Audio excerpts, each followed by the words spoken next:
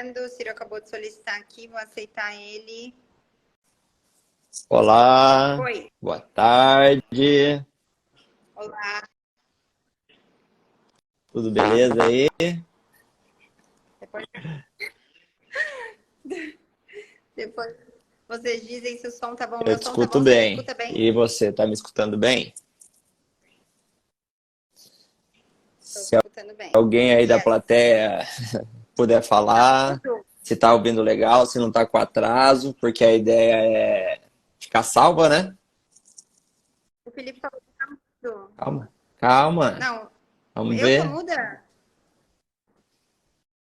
Alguém aí, por gentileza, tá ok o som, beleza?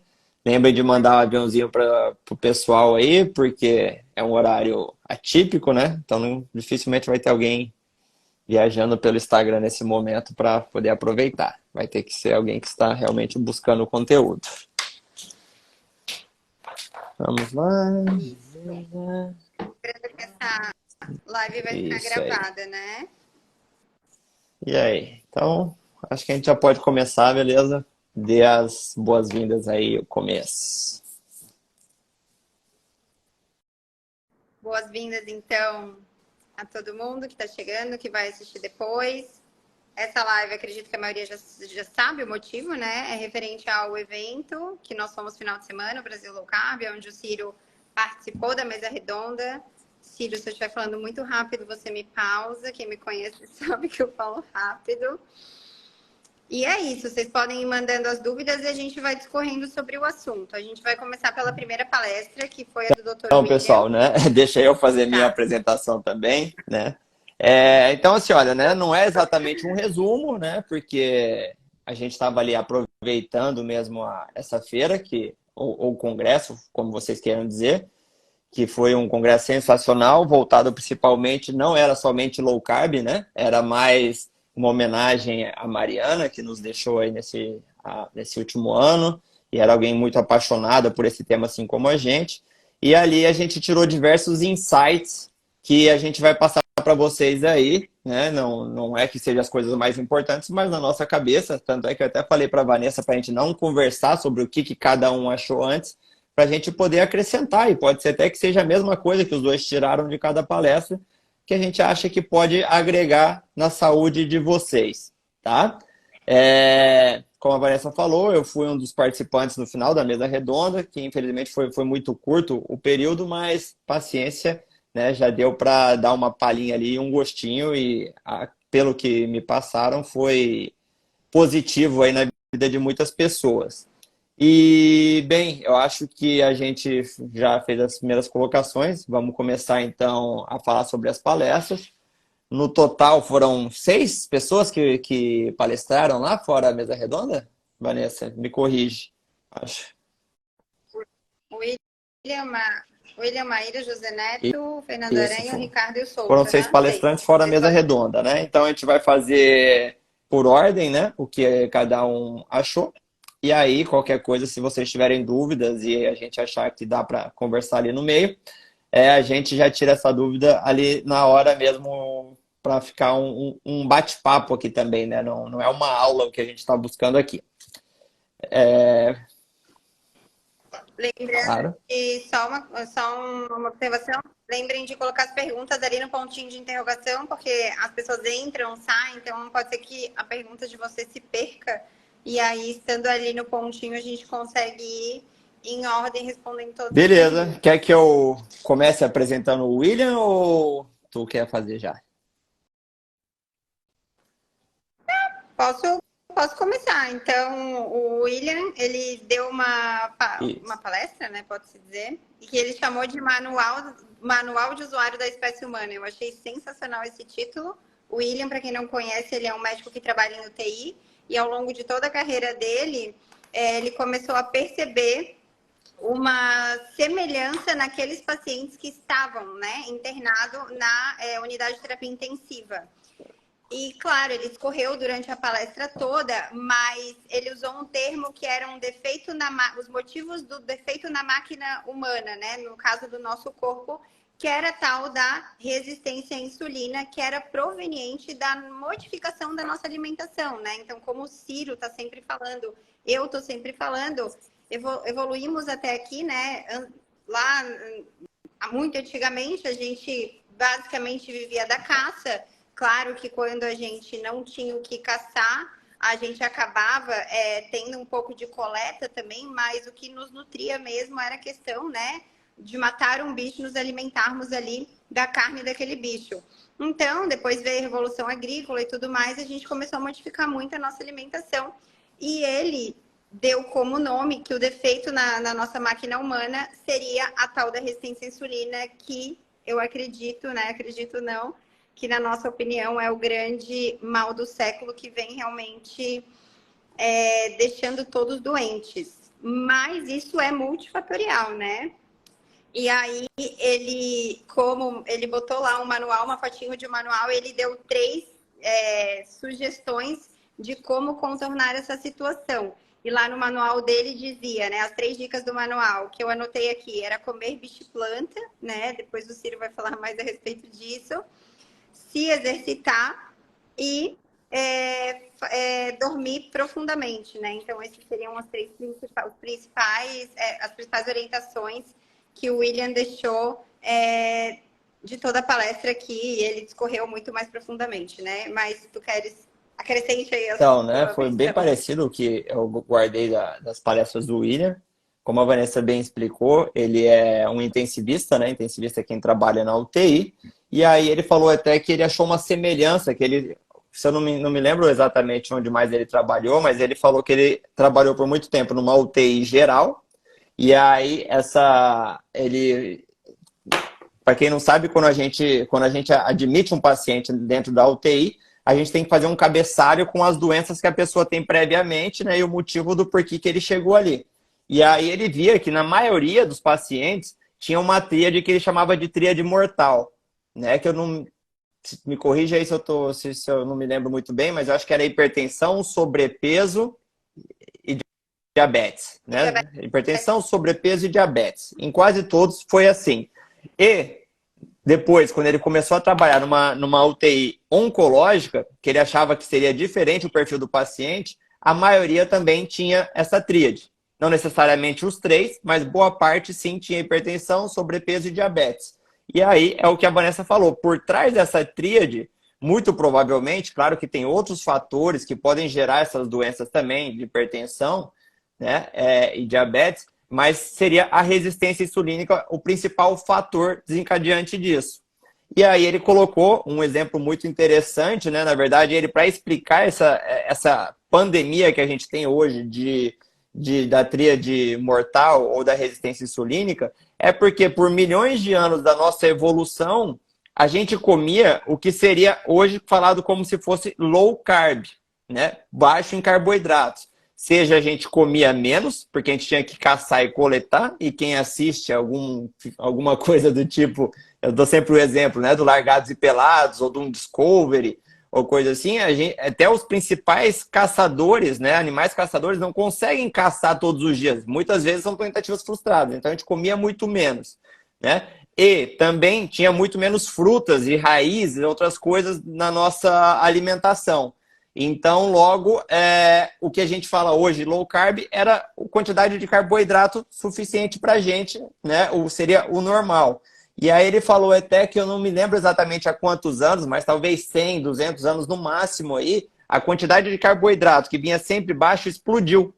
E aí né? E aí ele comenta muito disso. Então, assim, a feira não era sobre low carb, né? Porque low carb seria, por exemplo, só cetogênica, com uma quantidade muito ínfima. Na verdade, é normal carb. E mostrar que um dos problemas do mundo atual é porque está todo mundo muito high carb, né? Pode falar. E ele até fez uma piadinha com isso, né? Quando alguém me pergunta que é low carb, eu não sou low carb, né? Eu sou normal carb, vocês é que são malucos. Isso. E aí ele nos mostrou, né, uma foto de um ancestral nosso, que era o Gotze, né? Que foi um homem, vamos falar assim, acredito que já era Homo sapiens, não tenho certeza, né? Ele não chegou a falar ou não gravei. que ele subiu, enfim, encontraram o corpo dele praticamente conservado porque ele foi congelado, né? E aí mostrava como é que ele era, e a composição corporal dele era basicamente de um indivíduo eutrófico hoje, né? E assim, tinha uma quantidade de músculo suficiente, né? Não era um fisiculturista, nada disso, e mostrando assim que a quantidade de comida que ele comia era muito menor e que deixava ele em níveis estruturados bem, sem ficar contando calorias, sem precisar se preocupar muito com o que comia. Ele falou que, né, ele tentou fazer não é uma analogia, mas falar assim, o que será que esse cara comia? Como a Vanessa falou, basicamente produtos de origem animal e de vez em quando, não de vez em quando, mas se alimentava de vegetais que ele encontrava por aí. O que eu já vou adiantar é que, assim, claro que o Götze, ele tinha muito mais conhecimento sobre botânica, né, sobre as plantas que encontrava pela frente do que a gente. Muito provavelmente ele sabia disso porque muitos outros ancestrais como ele comeram e morreram. Por que eu quero dizer isso? Porque a maioria das plantas, elas no seu estado natural, elas são tóxicas, tá? Isso aí não sou eu só falando. Se vocês quiserem entrar no site da Organização Mundial da Saúde, tá escrito isso aí. Se vocês pegarem um livro de botânica, isso é uma verdade. Então, no meu conceito, a gente começou a comer mais plantas a partir do momento que a gente descobriu o fogo, porque antes disso era muito complicado a gente poder consumir. Mas claro que consumia, né, os vegetais seriam então como alimento de subsistência, né? A gente não achou o que a gente realmente nasceu para comer, vamos comer isso aqui até a gente ter energia. Mas bom, já falei mais do que era da palestra do William. E você tem alguma coisa para acrescentar na palestra dele? Não? Não, era isso. Daí as 3 dicas do manual que ele deu seriam Isso, aquelas né? Que o Götze provavelmente né? fazia, né? Caminhava o dia inteiro ou para caçar ou para fugir de algum predador, comia e ficava escuro. Como a gente nunca foi o maior predador da savana ou de qualquer lugar onde a gente vivia, a gente tinha que se esconder numa caverna para a gente não ser comido, porque a gente nunca foi o mais forte, nem enxerga muito bem à noite. Então a gente dormia bem e acordava quando o sol nascia. E aí eu queria só já acrescentar, porque depois das 3 palestras da manhã, voltaram para fazer uma certa mesa redonda ali, né? Tirar dúvidas, né? E aí eu gostei muito de uma coisa que o William falou, né? Porque perguntaram, mas né, que ele tem 2 filhos, ou um filho e uma filha, não tenho certeza, e perguntou como é que ele fazia com as crianças, né? Porque lá fora, na rua, a gente não pode controlar o que eles vão comer. E aí vai comer, né, refinados, docinho nos aniversários, na escola a comida não é boa. Qual que era a estratégia dele? E aí eu achei que a estratégia dele, né, 2 coisas que ele falou bem interessante, uma, que o exemplo arrasta, né? De acordo com o que você vai comendo, o que você come, o que você mostra para os seus filhos ou para quem está perto de você, acaba que você contagia e eles vão saber também fazer escolhas melhores. E a segundo ponto era antes de levar os filhos seja para uma festinha, enfim, para casa de alguns amigos, tentar, pode falar. E até para escola, né? Até para escola. Antes de levar para a escola, tipo, o café da manhã dos filhos, né? Eles sempre procuram comer ovos, né? Que é rico em proteína. E, consequentemente, eles chegam com menos fome na escola e, consequentemente, vão comer menos daquilo que está oferecendo, né? E antes das festinhas, a mesma coisa. Ele falou que eles fazem um churrasco minimalista, né? Então, só carne. Então, as crianças comem bastante proteína, ficam saciadas, chegam na festinha e comem muito menos daquilo que está disponível. Ótimo, era exatamente. Que eu achei sensacional. Sim, ficou muito bacana isso mesmo. E aí, né, claro, né, fora isso, né, relaxa e deixa acontecer e que a gente, né, todos nós aqui, apesar de a gente advogar muito por uma alimentação saudável, a gente sabe que quando a gente era mais novo, né, a gente não sabia isso, nossos pais não sabiam tudo isso e a gente sobreviveu. Então, né, é tentar fazer o melhor e deixar acontecer, né? E agora a gente passa para a segunda palestra do dia, então, da Maíra Soliani, que era sobre jejum. Vanessa, pode fazer suas colocações. Então, a palestra da Maíra, eu gostei muito que ela veio muito de encontro com uma área que eu trabalho bastante, que é a nutrição comportamental, né? Não do jejum em si, mas ela comentou muito de a gente utilizar o jejum também em cenários que não são perfeitos, né? Porque às vezes o paciente que está lá com sobrepeso, com obesidade, eu sempre gosto de explicar para o meu paciente que entre saber e fazer existe um abismo, né? A tal da aplicabilidade. Então, hoje a gente tem diversas pessoas que chegam para a gente no consultório querendo seguir o mesmo estilo de vida, mas quando vão para a vida acontecendo, eles se veem diante de diversas dificuldades, né? E a questão ali mental, do pensar, do encarar as situações, faz com que muitas vezes as pessoas tenham deslizes. E o deslize em si, ele não é o problema é como a pessoa encara aquele deslize, a depender de como foram, né? Enfim, as outras tentativas anteriores. Então, a Maíra até mostrou alguns estudos sobre fazer aqueles jejuns, agora me fugiu a palavra,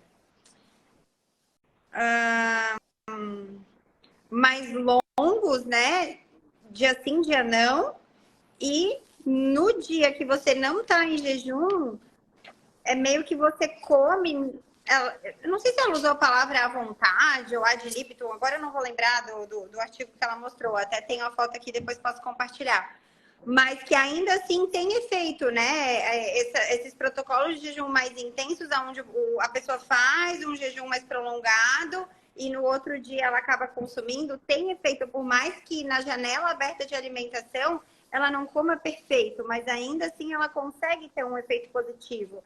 Que ela comentou que muitas pessoas chegam já com uma resistência com algumas estratégias nutricionais, de que já tentaram e não conseguiram. Então, eu gostei muito dessa questão de o profissional se colocar no lugar, né, do paciente. Há um tempo atrás, de início, quando eu pegava, por exemplo, um paciente resistente à insulina, obeso, eu já queria aplicar uma low carb, e aí o paciente voltava, ele não tinha conseguido seguir, aí eu tentava de novo.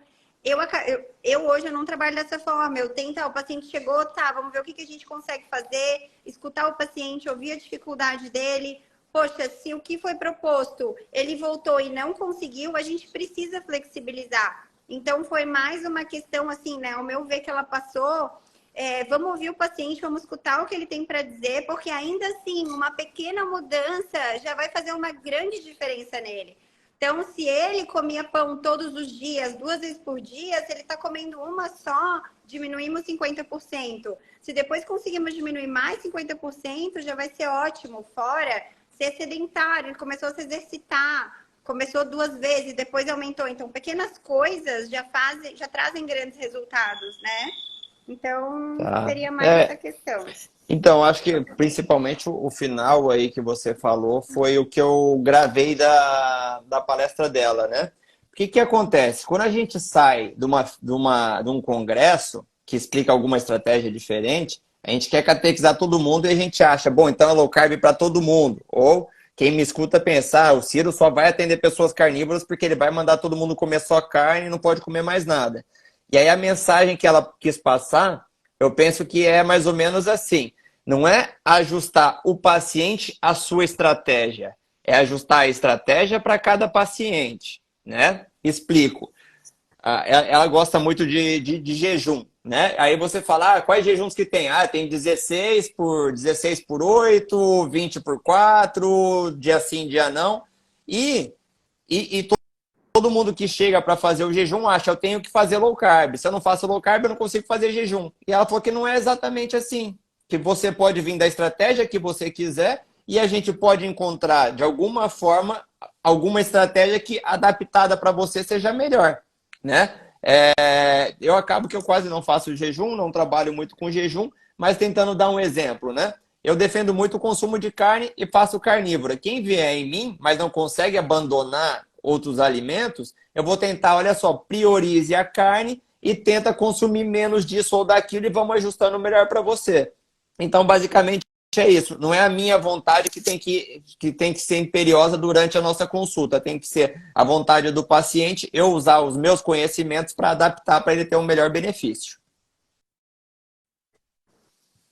E ser aberto, né? Porque eu já conheci pacientes, né? Poxa, eu fui no profissional tal que, pô, não ficou batendo nessa tecla. Então, às vezes também, claro, eu também já fui essa profissional, né? Então, aqui não é uma crítica, é como mesmo de a gente realmente escutar o paciente, ver o que ele tem para nos trazer e a gente adaptar de acordo com o nosso conhecimento, lançar mão de estratégias, porque esse é o nosso trabalho, né? Promover saúde independente da Isso forma que aí, a seja. gente tem que ser um veículo de informação e não como é que se diz, um imperador que obriga a pessoa a seguir o que a gente quer, o que a gente, né, a evidência que a gente leu. Isso aí, um ditador. Ditador.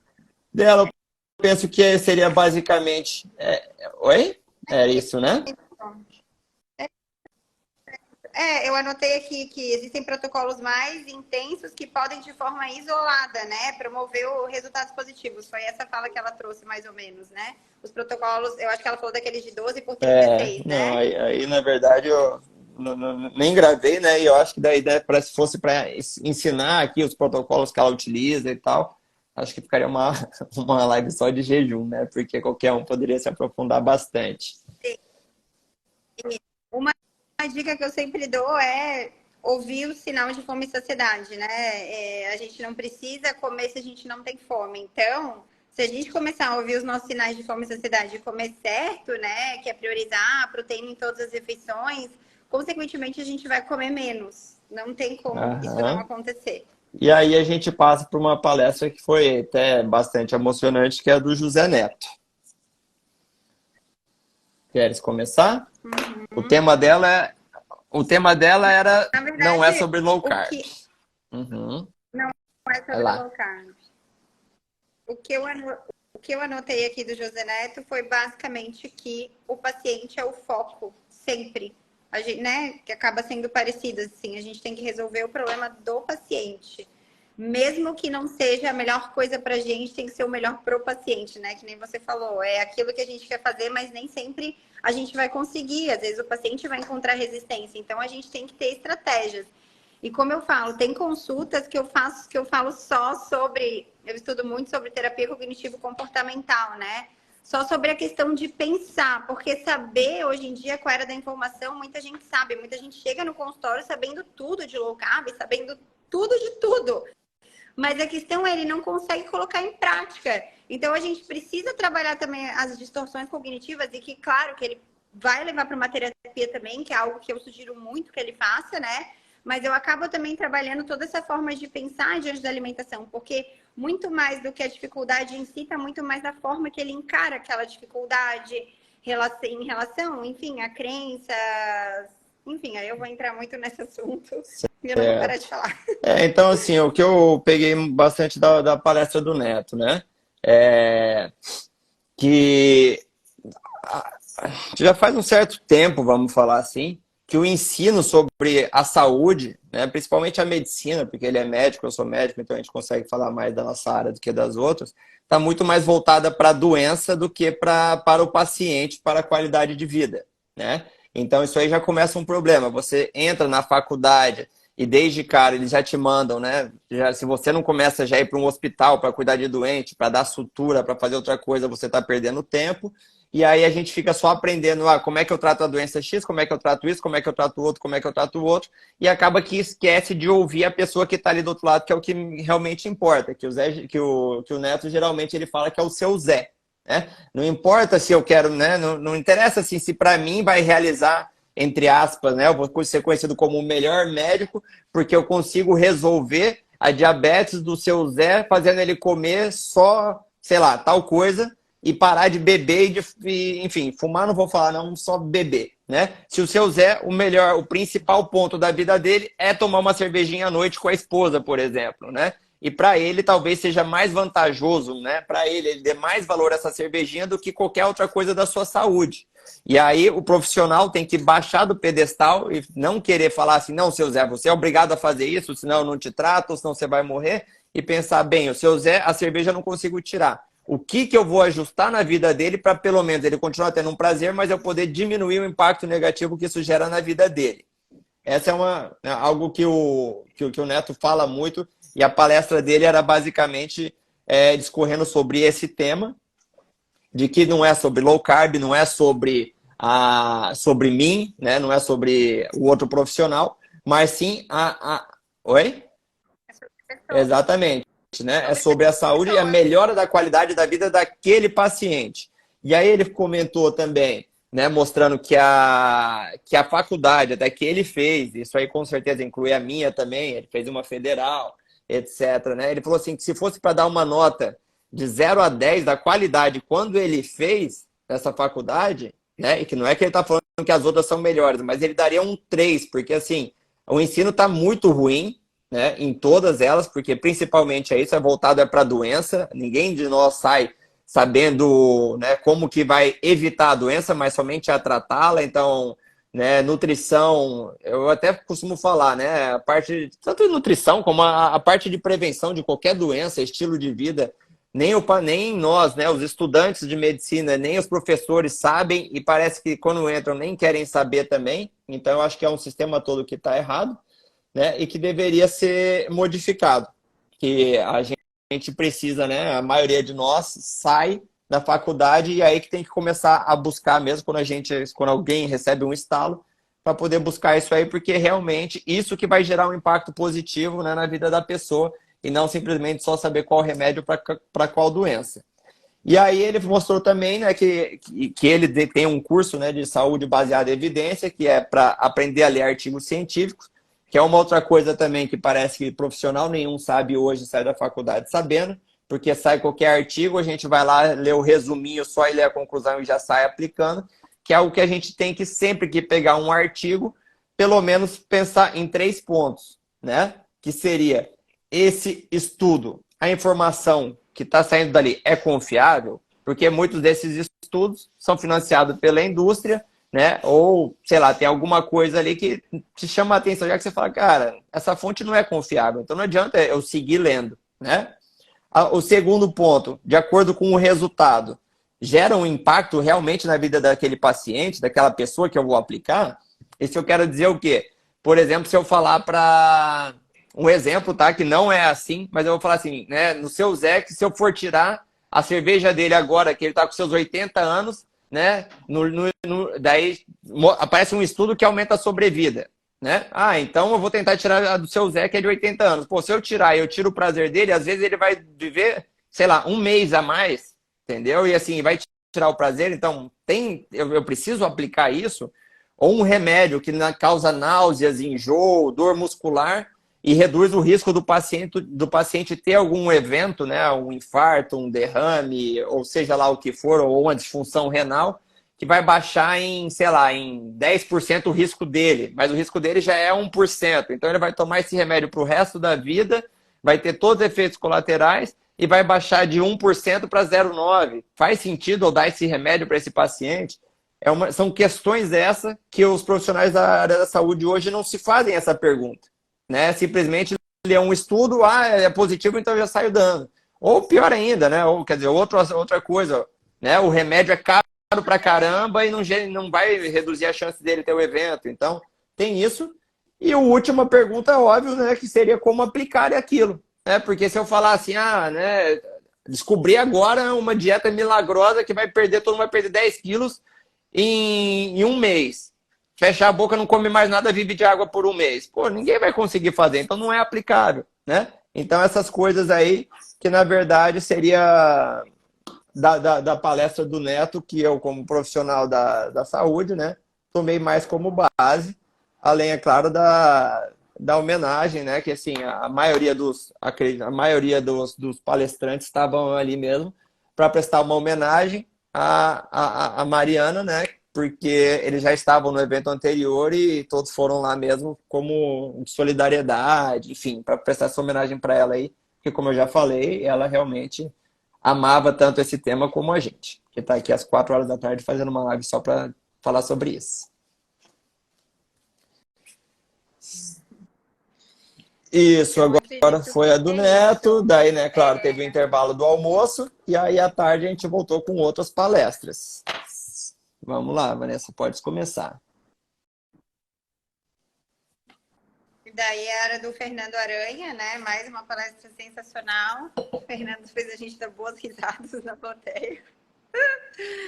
E aí ele falou sobre mitos da dieta low carb, né? E esses mitos, eles resistem ainda em minar a cabeça das pessoas, né? Resistem não, insistem em minar a cabeça das pessoas. E vocês que estão aqui, vocês são privilegiados, porque a maioria das pessoas acredita nisso e ainda eu tenho pacientes em consultório que claramente tem medo disso, né? Então a gente vai discorrer um pouquinho sobre esses mitos que ele falou. Na verdade, a gente anotou 4, né? Um a gente não conseguiu lembrar. Então, se tem alguém aqui que estava lá e lembra, pode nos ajudar, tá? O mito número 1 é que a low carb é só mais uma modinha, né? Na verdade, quando a gente fala em low carb, gente, a gente está falando em carboidrato normal, né? Se a gente para pensar no contexto de uma low carb, de 100 a 120 gramas do macronutriente, do carboidrato, não é pouca coisa. 100 gramas de batata tem 23 gramas de carboidrato, 100 gramas de batata doce é a mesma coisa, 100 gramas do aipim já tem lá mais um pouco, 30, uma maçã tem em torno de 20. Então, se você para olhar o todo, a quantidade de carboidrato que na verdade, o que a gente fala é realmente nos farináceos, dos alimentos ultraprocessados, que eles vão ter uma maior concentração. Então, na verdade, o low carb é realmente comer normal, né? Comer comida de verdade. E quando se fala que low carb é mais uma modinha, aí eu vou jogar a bola para ti, que hoje já tem muitos ensaios clínicos mostrando, né? O como o low carb ajuda a reverter diabetes, ajuda a melhorar aí a questão de doenças cardiovasculares. Tá. E aí pode Então, continuar. antes de eu continuar, eu gostaria até que alguém mandasse aí nos comentários, né? Se estão gostando, se tá dando para entender o que a gente está falando aqui, porque é bom a gente saber se estamos todos na mesma página, né? Quando a gente está falando, vocês não estão entendendo.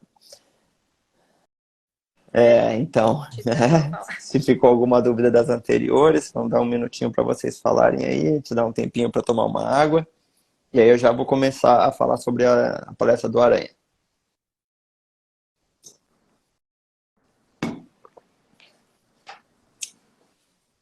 Bom, então, tá certo. Então, assim, olha, né, vai ser mito por mito aí que a gente vai tentar ir debatendo com o que o Fernando falou, né? Primeiro, né, é uma dieta modinha. Olha, né, uma coisa a gente tem que entender é que, assim, agora nessa live aqui, né, já passaram aqui tantas pessoas e provavelmente boa parte dessas já escuta falar de low carb. E quando a gente entra no universo de algum assunto, a gente começa a achar que está todo mundo falando igual o mesmo tema. Porém, a gente tem que ver que ainda a comunidade, entre aspas, que sabe de low carb ou fala de low carb ainda é muito pequena. E a maioria do mundo, né, a maioria das pessoas, inclusive principalmente, né, principalmente não, mas eu chuto dizer que a proporção de profissionais da área de saúde que conhece, que já leu low carb, é menor do que a população, se for comparado com as pessoas, né, do Brasil ou do mundo, assim, que já ouviram falar que não são profissionais da área da saúde e que se importam com a saúde, né, proporcionalmente.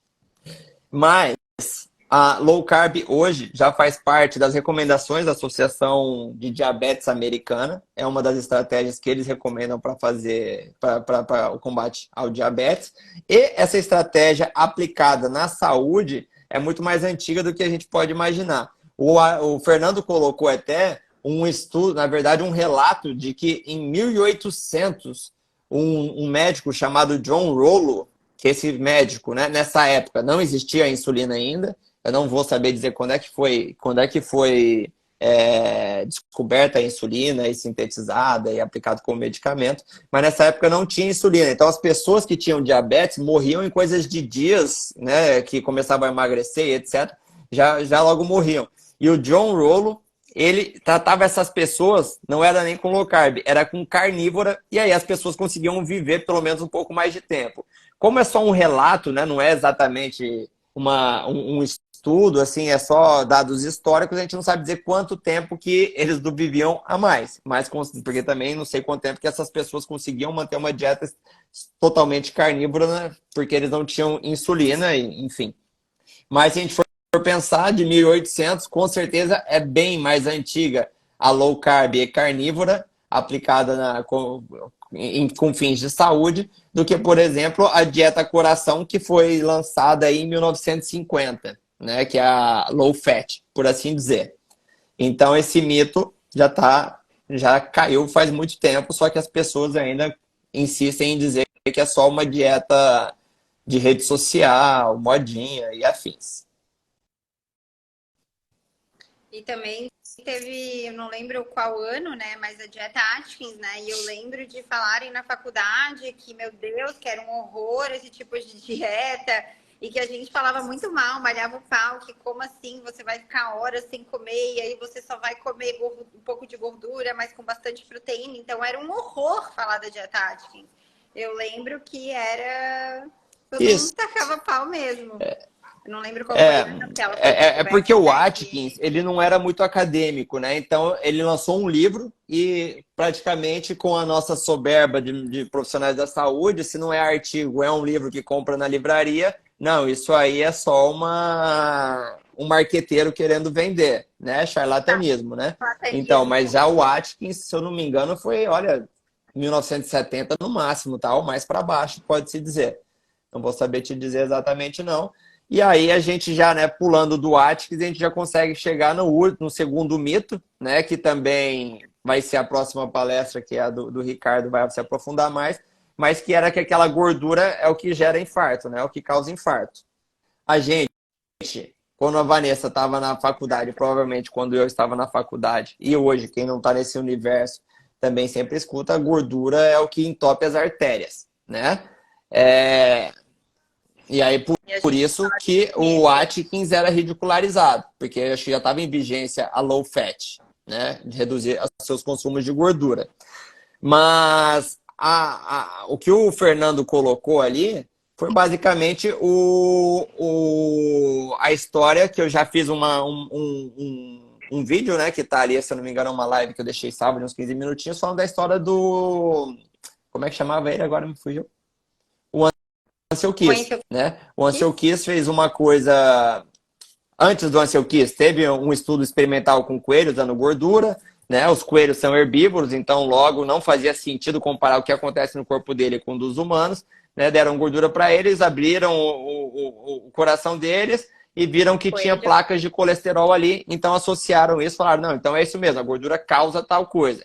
Quando tem um estudo animal, a gente vai fazer um observacional para ver se na população acontece isso também. Ansel Keys começou a fazer um estudo que era o estudo, se eu não me engano, dos 22 países, um monte de países, que no final ele fez uma tática chamada cherry picking, que é coletar as cerejas, né? O que corroborava com a hipótese dele, ele selecionou, que deu só 7 países dos 22, então pensa aí quantos países que ficaram fora, 15, né? Se minha matemática tá boa, e aí ele apresentou aquilo para confirmar. E aí, a partir daí, por motivos sombrios ou, né, que a gente não sabe dizer, só começaram a se replicar e tá assim até hoje. Bom, acho que... Eu já li em algum lugar que tentaram derrubar essa hipótese um pouco tempo depois, mas ele ganhou algum cargo importante dentro...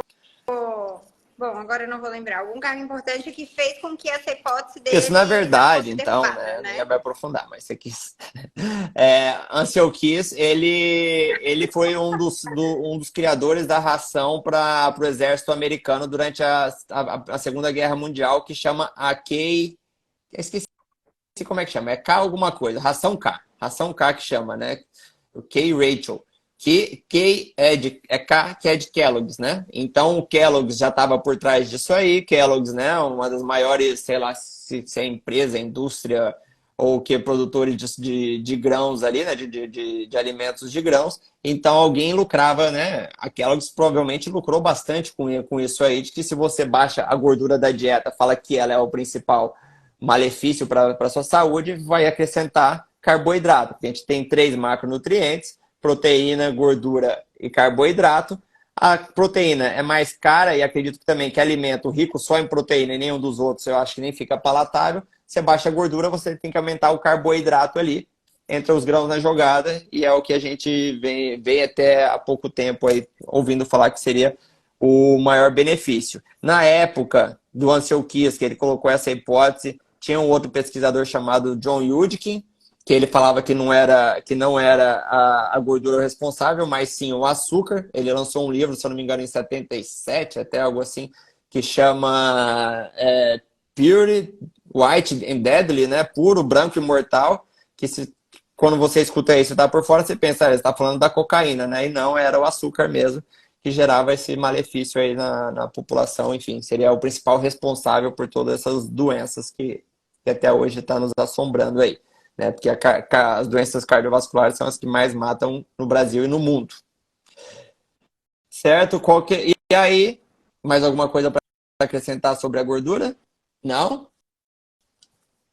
Não, aí entra no segundo mito, ou que a gente pode ir para esse mito aí, né? Gordura aumenta colesterol e Isso, né? causa Não, mas era infarto. isso aí que a gente acabou de falar, né? É isso aí que a gente acabou de falar, e aí já entra na da carne, né? Carne causa câncer, né?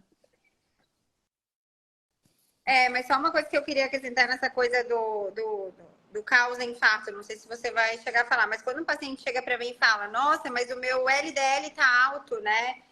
Eu sempre gosto de explicar para ele, né, que a doença cardiovascular, ela é multifatorial e eu tenho uma listinha, até anotei aqui essa listinha para estar passando para vocês, para que a gente consiga analisar se realmente a gente vai estar olhando com muito cuidado para esse LDL ou ele é só mais um fator de confusão, né? Então, por exemplo, esse paciente ele tem obesidade, né, que está com LDL alto, ele é um paciente estressado? Bom, hoje em dia é muito difícil a gente, né, não se estressar. Mas ele é diabético, ele é hipertenso, se ele fuma, se ele é sedentário ou se ele é uma pessoa ativa, como é que é o histórico familiar desse paciente, a aferição da circunferência abdominal, porque não é só o colesterol em si, é multifatorial, né? E o que todas essas questões, esses pontos que eu falei, eles têm em comum? Eles têm em comum um fator inflamação. Então, é óbvio que precisa de um rastreio muito mais profundo para saber, aí você me corrija se eu estou errada, mas para saber se esse paciente ele vai precisar mesmo, né, entrar com uma medicação. E aí, no meu caso, eu sempre jogo para o Ciro e falo, ó, você precisa procurar um cardiologista, mas que vá ter esse olhar, né, preventivo, e não só, você tá com LDL de 180, então vamos lá, você precisa tomar uma estatina.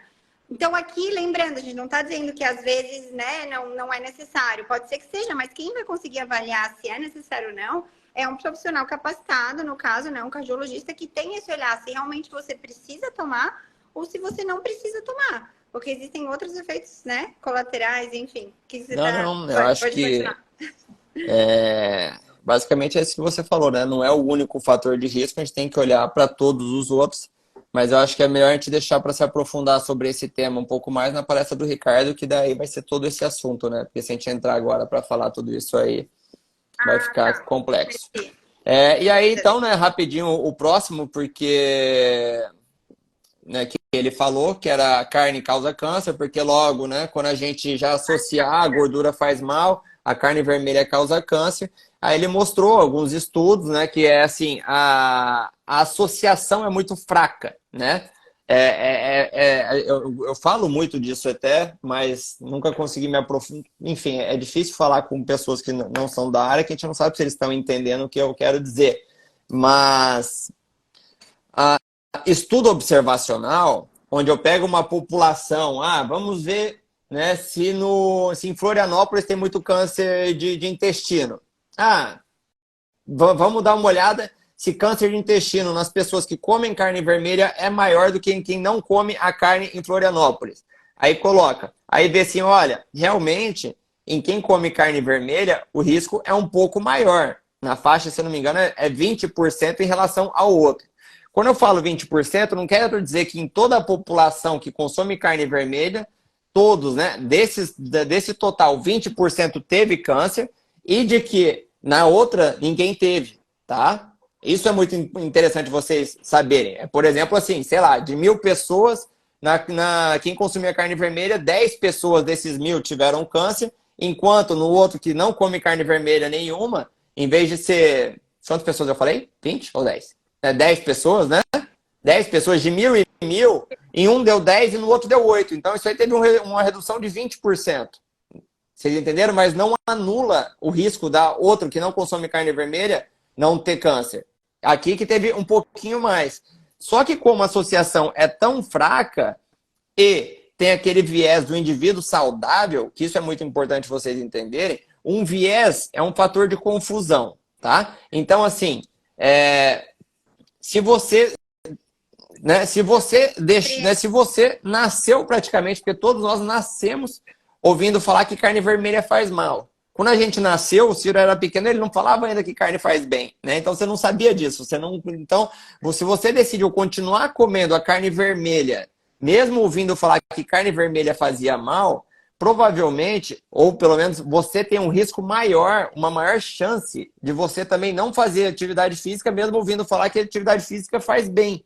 Porque você está menos ligado com a sua saúde. Pô, se você está fazendo uma coisa que já sabe que faz mal, provavelmente você está pouco preocupado com a sua saúde. E aí, então, se você come carne vermelha, provavelmente, né, a sua chance de não fazer exercício físico é maior, a sua chance de comer mais produtos nocivos para a sua saúde, ter sobrepeso, fumar é maior e beber também, bebida etílica em maior quantidade é maior. Porque aquele outro, maior em relação a quê, Ciro? Ao outro grupo que quando ouviu a primeira vez que carne vermelha fazia mal, ele parou de comer. Se ele parou de comer já pensando na saúde dele, porque aquilo ali fazia mal, então eu vou evitar, ele provavelmente voltou, começou a fazer atividade física, porque ele já está preocupado com a saúde dele. E aí ele também não vai fumar, porque ele sabe, bom, fumar faz mal. Se eu já parei de comer carne vermelha porque porque carne vermelha faz mal, eu também não vou fumar, porque fumar também vai fazer mal para mim. Tô mais preocupado com a minha saúde. E aí, se a gente pegar esses fatores de confusão, a maioria desses estudos observacionais mostra que é realmente o que aconteceu. A pessoa que comia carne vermelha tinha uma tendência maior a fumar, a ser mais obeso, alguns eram até mais velhos, né? Mais estressado, e por aí vai. Por quê? Pode falar, pode falar. Eu sempre. Não, basicamente pode era continuar. isso, então. Então, assim, os estudos que mostraram alguma associação fraca, eles não se sustentam por causa desse fator de confusão, tá? E nunca foi testado em um estudo intervencionista para ver se dá mais carne vermelha, a pessoa morria mais, né? Já mostrei alguns estudos ali mostrando resultados diferentes, né? Morria mais ou tinha menos câncer, enfim. Sempre eu acabo misturando, colocando tudo no mesmo bolo. E aí o Fernando até ele fazia um questionamento, né? Porque se a gente pegar a parte da evolução, nossos ancestrais, nós éramos, não sei como é que fala, símios, macacos, vamos falar assim, a gente vivia em árvores, a gente, né, acabou que essa árvore, né, a árvore genealógica nossa fez diversas espécies, mas a gente tem esse cérebro hoje porque em algum momento a gente desceu da árvore e começou a comer carne, tá? Inicialmente era carne de carniça, mas nosso cérebro começou a se desenvolver, a gente começou a ficar cada vez mais inteligente, desceu da árvore, não subiu mais na árvore, aos poucos nosso cérebro foi desenvolvendo, a gente começou a ter um cérebro que gasta muita energia, mais de 25% da nossa gasto energético está no cérebro, e assim nosso intestino diminuiu, tá? Só para chegar até o ponto, aqui eu vou parar já, porque como algo que fez tão bem para nossa evolução, né, para a espécie humana, para a espécie Homo sapiens, deixou a gente tão inteligente, seria um causador de câncer. Se fosse assim, a gente não tinha chegado até aqui, a gente já tinha morrido bem antes. Estaremos extintos. Extintos, né? Eu sempre gosto de explicar sobre um estudo epidemiológico observacional com aquilo que Muito o obrigado. Souto explica, né? Que já foi feito do... O que você falou? Sei lá o que ele foi fazer. Ah, tá. Aquilo que o Souto explica do consumo de sorvete na Praia da Boa Viagem está associado com o ataque de tubarão, né? O Souto, ele fala muito desse estudo, que na verdade não é que o consumo de sorvete causou o ataque de tubarão. Existe uma variável comum que é o verão, né? No verão, pessoas bebem mais sorvete, entram mais no mar e tem mais ataque de tubarão. Então, é uma coisa... Correlação, né? Correlação não é causalidade, né? Correlação não é causalidade. Que nem na época do Covid, né? Eu lembro até que eu estava engatinhando um pouquinho, bem no início ali da pandemia, sobre essa questão dos estudos, e um professor meu colocou o consumo de carne vermelha está associado com complicações do Covid-19. Aí peguei, mandei para o Ciro e falei, dá uma analisada. E aí estava cheio de fator de confusão, né, nesse estudo. Então é muito complicado, porque quando a pessoa que é leiga, que não tem esse... E na verdade aqui eu sou profissional da saúde e nesse início eu também tinha uma certa dificuldade E é muito complicado, porque você lê aquilo e você acredita naquilo, porque é a autoridade, né? Que daí também é o viés da autoridade. É uma autoridade, tá ali passando uma informação, poxa, então deve ser verdade. Então a gente tem que parar e refletir se realmente aquilo faz sentido ou não. Poxa, como a gente fala o tempo todo, chegamos até aqui comendo a carne, né? Evoluímos, o nosso cérebro evoluiu por causa disso. Então, como assim comê-la vai fazer com que eu piore? Porque não, a gente já sabe que o que piorava muito esses quadros era a questão do diabetes, era a questão da obesidade e indo bem na causa da tal da resistência à insulina, que foi lá o motivo lá da palestra do E Igor, aí né? entra voltando, né, lá na palestra do, do Zé Neto, né, mostrando assim o tanto que a saúde, né, o ensino tá fraco. Porque pensando em estudo científico, pensando em estudo observacional, como esse estudo da carne, né, e da gordura também isso era esse estudo observacional, existe uma coisa que vocês podem pesquisar depois que chama critérios de Bradford Hill. Bradford Hill era um pesquisador, não me lembro exatamente o que ele era para falar para vocês, mas ele colocou alguns critérios para quando chegar um artigo científico observacional, você fazer como se fosse um checklist para ver se essa informação é realmente confiável ou não. Uma delas era a força de associação, que é essa daí, como eu já falei aqui, né? Que a carne é uma associação pequena, então provavelmente é outro fator que estava contribuindo para aumentar, seja cigarro, sedentarismo, obesidade, etc. E um outro, não vou escorrer todos aqui, seria a plausibilidade, né? Que a plausibilidade é o quê? Faz sentido? Então, quando algum profissional falar algo assim para você, como isso, né? Ah, carne vermelha faz mal. Faz sentido? No fundo do seu âmago, faz sentido realmente a carne fazer mal para a pessoa? Né? Não estou falando grande quantidade, que você vai comer quilos e quilos todo dia, porque como a gente falou, né? Os ancestrais nossos comiam bem menos. Talvez quantidade, né? Excesso de comida, de energia possa fazer mal, mas é outra história. Né? Não é que a carne vai se mutar e virar outra coisa. Mas a gente sabe que, assim, por esse critério já não faz muito sentido. Claro, se tivesse uma associação muito forte, você fala, pô, não faz sentido, mas a associação é forte, vou pesquisar. Mas como esses estudos também são tão antigos e até hoje não comprovaram, pô, não faz sentido, né? É outro motivo que estava aumentando e que talvez para as pessoas que estão lá em cima não é muito interessante que a população como um todo descubra o que é. Descubra que dá para Sem reverter tomar doença só com remédio alimentação, sem tomar exatamente, e remédio. que não está, né? A Big Pharma e a Big Food quer Cuidado com que o que você todo mundo fala fique aí, que doente, senão o porque Instagram eles derruba a lucram. gente. Tem que ser comedido com as palavras. Mas basicamente é isso aí, né? A sua saúde não está numa caixinha ou num comprimido, né? A gente sabe onde é que está a saúde. Olha, pessoal, qual que era o outro mito? O outro Ah, o mito, acho que era sal, do sal. exatamente. Gordura aumenta o colesterol causa infarto, que daí você vai falar depois, e evitar o sal. Isso, Só que sal, exatamente, evitar né? o Assim, sal. olha, esse pavor por sal, né? E coincidência, né? Realmente, eu nem estava pensando nisso.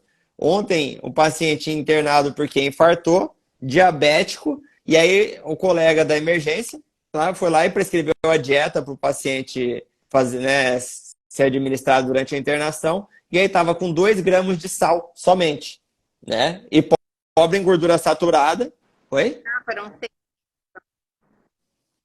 A Ana colocou, foram 6 Ah. mitos. Mas continua aí, que depois sempre fomos onívoros, Eu todo morria mundo cedo, morria era isso aí. cedo. Era Ah, morria tá. cedo, né? É, Aham. Bom, então assim, quanto ao sal, né? Porque assim, ó, a explicação por que o sal faria mal faz sentido. O que acontece? O sal retém a água, ele puxa, né? Aquela questão acho que bom, enfim, não vou falar a palavra que eu não conheço, que eu já não me lembro mais. Mas aonde tem mais sal, o corpo vai reter o líquido para aquilo ali, para diluir aquela concentração. Então faria sentido as pessoas pensarem, bom, então se aquele paciente ele está retendo líquido, eu vou diminuir o sal, porque daí com menos sal ele vai eliminar aquela água. Só que o nosso rim, ele tem uma capacidade de autorregular o nosso corpo muito boa. Do mesmo jeito daquela história de dieta alcalina que a gente pode falar aqui. A partir de alguma coisa entrou no seu estômago, já deixou de ser alcalina porque seu estômago tem um pH de 1. Então ele já é muito ácido. Então não interessa muito o que você vai consumir, se é ácido ou básico, porque o teu corpo vai conseguir se adaptar ali. E o sal é a mesma coisa. A mesma coisa que o Exato, sangue não vai ficar né? alcalino, né? Exato. O pH do Né? Ele vai sangue é sempre um manter um só. pH muito restrito, assim como em condições normais, seu rim vai conseguir eliminar a quantidade de sal, né, e água de acordo com a necessidade dele. Porém, se você fizer uma dieta muito pobre em sal, o seu rim vai reter mais sal. Então, assim, não só não faz sentido diminuir o sal do paciente para ele eliminar, como você está piorando uma condição. E aí, o que faz reter líquido dentro do corpo e que a medicina tradicional não leva em consideração? A resistência insulínica. Por quê? Porque a insulina sempre alta, qual que é a principal... Não vou falar que é a principal... Bom, é a principal função da insulina. A insulina é um hormônio anabólico. O que quer dizer um hormônio anabólico? É para crescimento, é para jogar nutriente dentro da célula para ela crescer. Quando ela joga glicose para nutrir aquela célula, junto com essa glicose, ela vai jogar água. E se você tem uma condição de saúde normal, depois que você pegou e parou de comer, a sua insulina baixa, essa glicose consegue sair junto com a água também para gerar energia. Diferente do que se você tem uma resistência insulínica que ela está sempre alta, então você está sempre com o seu corpo no modo de estocar energia, estocar energia, estocar energia. Aí você fica aquele indivíduo retido. Tanto é que, tanto o remédio para diabetes, como principalmente a dieta low carb, estratégias com baixo carboidrato, uma das principais coisas que acontece inicialmente é aquela perda de peso significativa no começo. Tantos quilos em uma semana, nossa, que dieta milagrosa, eu perdi tantos quilos de gordura. Na verdade, você está perdendo a quantidade de sal que você, né, de água que você estava retido até esse momento. Inclusive, só para finalizar esse ponto, tem estudo já de intervenção comparando dietas na insuficiência cardíaca avançada, ou seja, onde é o que mais teria uma indicação de reter sódio, né, entre aspas, que nos ensinam, mostrando que a diminuição de sódio da dieta teria que se limitar na faixa de 5 gramas por dia. Mais baixo que isso não mostrou benefício. E que o principal fator para esses pacientes que têm esse problema seria limitar a quantidade de água. Ou seja, outro mito já desvendado. E aí eu acho que a gente, né, não sei se você queria acrescentar mais alguma coisa, mas acho que a gente deve falar só o último mito do aranha, porque já vai fechar 1 hora, e aí depois a gente continua com as 2 últimas em algum outro momento aí, se as pessoas mostrarem que gostaram dessa nossa palestrinha. Pois é, mas será que você já não parte para o do Ricardo? Não, olha, mas é porque falta 2 minutos para cair, né? Não, não vai cair, não cai com 1 hora. Falando. Tudo bem, mas vamos terminar, tá bom? Vamos terminar com falar agora do Fernando, que tem mais um mito para ser desvendado sobre a mortalidade. Tá, Certo. pode Então, assim, o outro mito é que, Ciro, então, né, que teria sido mais interessante se a gente falasse antes de ter discorrido sobre outros temas, é que na antiguidade a gente comia mais carne, não sei o quê, mas a gente morria muito mais cedo. Então não tem como falar isso de que né, a gente comia menos carboidrato, mais carne e não tinha as doenças que a gente tem hoje. E aí a gente entra como é feito a taxa de mortalidade.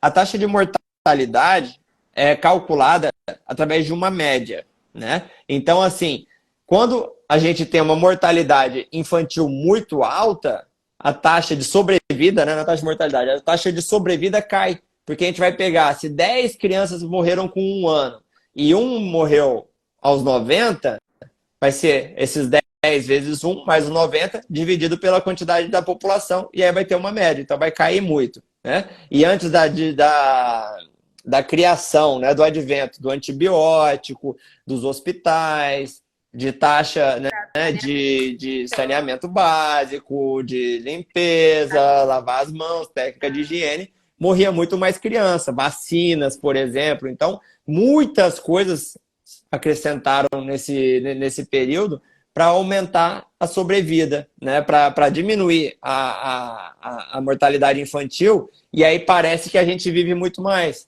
Só que se a gente pegar as pessoas que não, né, até em tribos hoje, os que conseguem sobreviver, passar da infância, a gente encontra pessoas na mesma faixa taxa de mortalidade do que a gente tem agora. Inclusive, dizem que, um dado interessante, dizem que, na verdade, a gente, acredito que é a gente já, seria a primeira geração que a gente vai morrer mais cedo do que nossos pais morreram, por causa disso aí, de resistência insulínica, tudo isso como a gente está ficando doente, tá?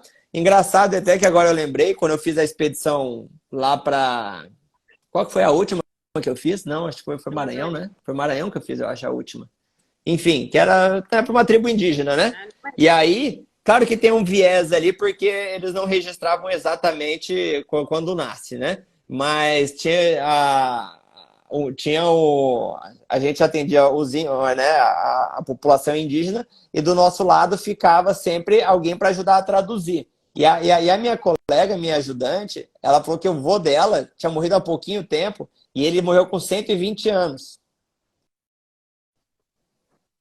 Nossa, isso aí nem você Não nem conta eu que a gente não sabia. conversa em casa, beleza.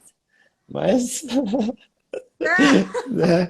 Então, assim, né, 120 ou 127, era uma coisa assim, ó, absurda. E aí ela me falava assim, não, e ele até, quando ele faleceu, ele caminhava, saía passando para casa de todo mundo para roubar comida e conversava. Ou seja, além de ele ter vivido muito, ele tinha qualidade, ele tinha independência, porque ele caminhava, ele fazia os exercícios e tudo, né? Não era assim, ele morreu 120 anos, mas ele já estava nos últimos 40 anos de vida, ele ficou na cama. Não era assim que acontecia. Ele conseguiu aproveitar a vida, né? Aí depois me informaram um pouco melhor assim o caso. O que que acontece? Como ali aonde eles estão, né, não tem cartório, então era muito comum, tipo assim, nasceu um filho, vamos esperar nascer o próximo, que daí a gente faz uma viagem só e registra todos eles. Então tem esse viés, se ele chegou a 120 ou não. Mas provavelmente não registraram ele com 20 anos, né? Talvez com 5, talvez com 10 no máximo. Pode ser que ele viveu menos, mas ele viveu pelo menos 100 anos, ele deve ter vivido, né? E principalmente é a qualidade de vida que ele teve até o final.